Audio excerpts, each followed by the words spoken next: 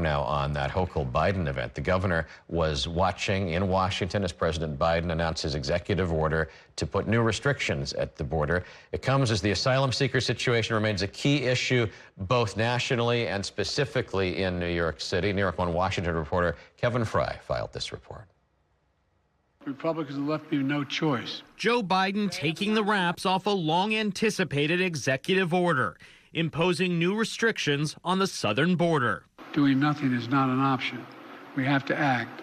We must act consistent with both our law and our values. The order temporarily shuts down asylum requests once the number of illegal crossings between ports of entry tops 2,500 a day.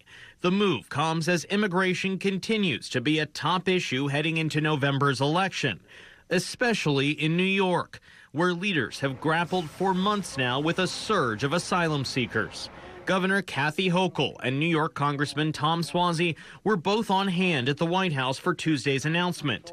Hochul telling Spectrum News that while the impacts of Biden's order won't be immediate back home, she believes it's an important step for New York. This will stem the flow because otherwise there is no end in sight. This gives us the breathing room to manage the people we have, help them get the work permits. On Capitol Hill, some progressives slammed Biden's announcement. Representative Nydia Velázquez tweeting that she was extremely disappointed, saying, quote, "We need comprehensive immigration reform, not a return of Trump-era policies." Meanwhile, Congressman Mike Lawler, a Republican who has called for Biden to act for some time now, dismissed the executive order as, quote, "election year politics, plain and simple." Asked to respond, Hochul pushed back, saying Republicans derailed the bipartisan border proposal crafted over a series of months in the Senate. Donald Trump says, don't do it. We can't give Joe Biden a win. That's the politics that's at play here. Nothing less than that. And Kevin's with us now from Washington. We heard so much over the past year, Kevin, from Mayor Adams, from Governor Hochul about something could be done at the border to reduce the number of people coming in to the city. Is this a reaction to that, or is this just pure presidential politics with an election coming up in November? Why not both? I think in this instance, this is partially a response to the pressure campaign you have seen from so many local leaders. This is also the fact that you are seeing immigration continuing to be a dominating issue for voters, top of mind for them heading into November. Biden has repeatedly been attacked by Trump, by Republicans on the Hill as being weak on immigration. Polling shows that voters trust Trump more than Biden when it comes to dealing with the border. So this is the attempt by Biden to try to stymie and push back on that narrative, maybe turn the table a bit on Republicans. As you saw him do in his speech yesterday when he's announcing this, he basically passed this off as Republicans have left me no choice because they refused to pass the bipartisan border proposal, I should say, that was created in the Senate. We noted in those photos that Mayor Adams was not invited to the White House. Is there something to be read into that?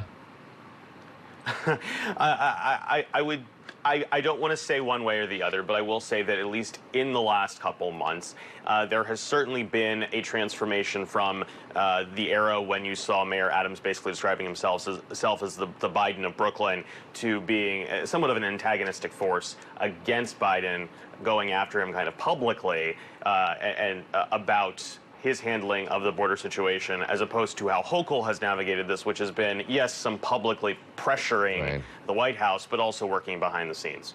Kevin, I want to switch you to our other top story this morning.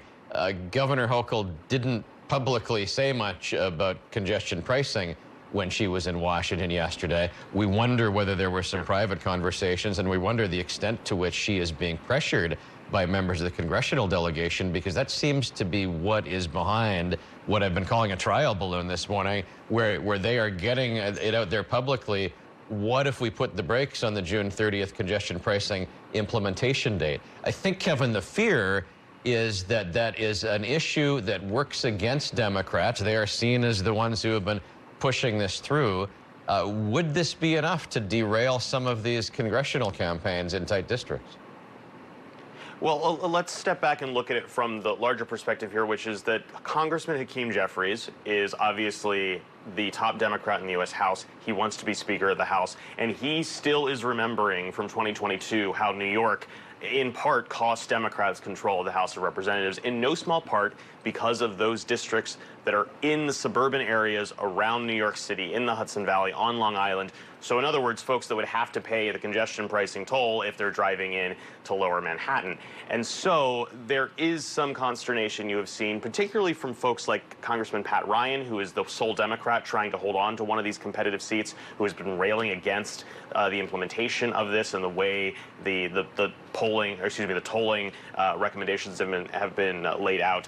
And so there is certainly, at least amongst some of these Democrats in these competitive races, a little consternation about this proposal and whether or not this could, as you mentioned, kind of feed into the backlash heading into what could be a very tight election in some of these congressional races that Democrats really need to win. Yeah, again, no change yet, but the governor could get in there and try to change that June 30th implementation date. Kevin, thank you.